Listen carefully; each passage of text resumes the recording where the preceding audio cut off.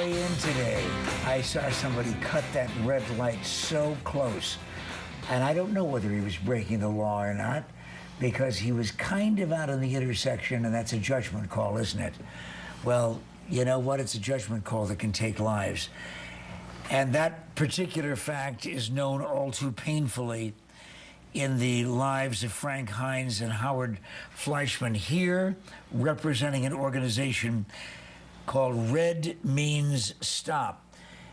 And I'd like to start so that everybody knows that you're not just public service folks who happen to be interested in this as the cause of the month. I'd like you to tell your personal stories, if you will, and why your own individual involvement in just a brief review of what happened to your family. Frank? In 1997, my 17-year-old daughter Jennifer was leaving high school with some friends, and they were hit in the intersection right in front of the high school by a red light runner. And she was injured, was in a coma for a week, and died of her injuries. And her friends were all injured. Howard? 2008, my son Manuel was coming back to visit for the weekend before he left for Afghanistan. He was a Marine and was killed on his way to the house. He was on his way to Afghanistan, and all the dangers that lurk over there around every corner. Unbelievable, huh? And yet, at home, he's killed by a red light runner. Within 3 miles of the house. Whoa. You got everybody's attention. And that's what you're here for, isn't it? Correct. You bet. All right, talk to us about the cause, though. Red Means Stop. Well, let's start by Governor Jan Brewer, again, dedicating this month. March is Red Light Running Awareness Month, and has been since 1999, when Governor Jane Hull made that proclamation. And our organization was founded by myself and 2 other families who had been affected by red light runners. And we just felt that more attention needed to be paid to the subject of red light running, that too many people were being injured or killed on our roadways, and not enough was being done about it. But it's against the law now, is it? I mean, we're not talking about something where we're asking the legislature to create a law. Right. That's right. That's right. The penalties for running a red light and seriously injuring or killing someone back in 1998 were practically non-existent. You just got a ticket for running a red light. The young man who killed my daughter got a ticket for $105. That's it? That's it. Because there were no drugs, alcohol, or excessive speed.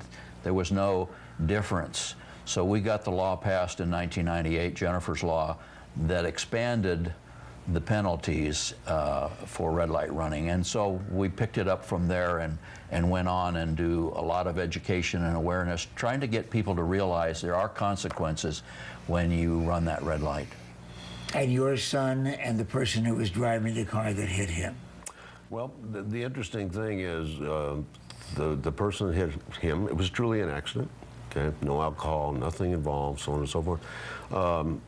I feel for them almost as bad as we feel for ourselves, because they've destroyed their lives too. The whole family's living this. People forget about the other side. I'm not defending them, but think about what happens if you run a red light. You're very gracious. Well, you know, their lives are affected. I happen to know the family.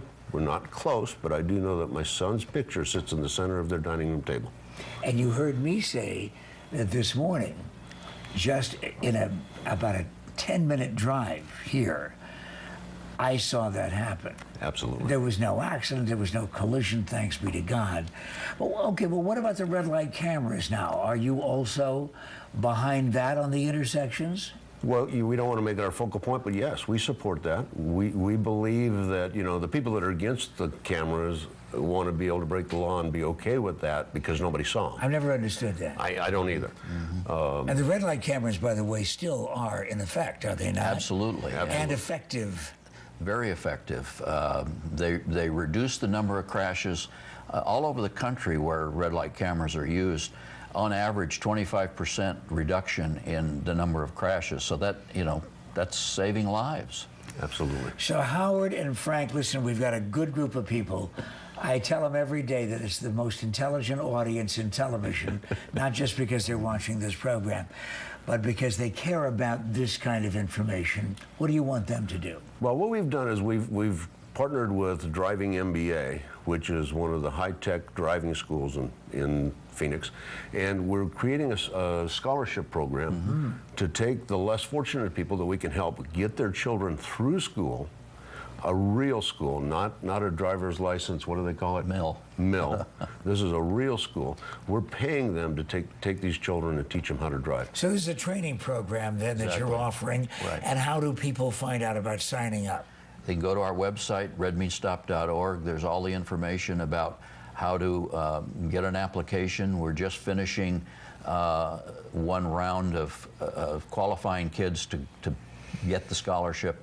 But our goal is to teach these kids good, safe driving habits now, so when they become adults, they don't have bad driving habits like many of us old-timers have. And by the way, don't you dare say, oh, well, listen, I could never get my kid to take this, I could never get, Well, you know what, how you started a long time ago, don't play in the street? Well, this is another opportunity to take it a couple of steps further. redmeansstop.org, right? .org. And so you got a lot of information there and a lot of lives to save, too. This is the Morning Scramble. I'm Pat.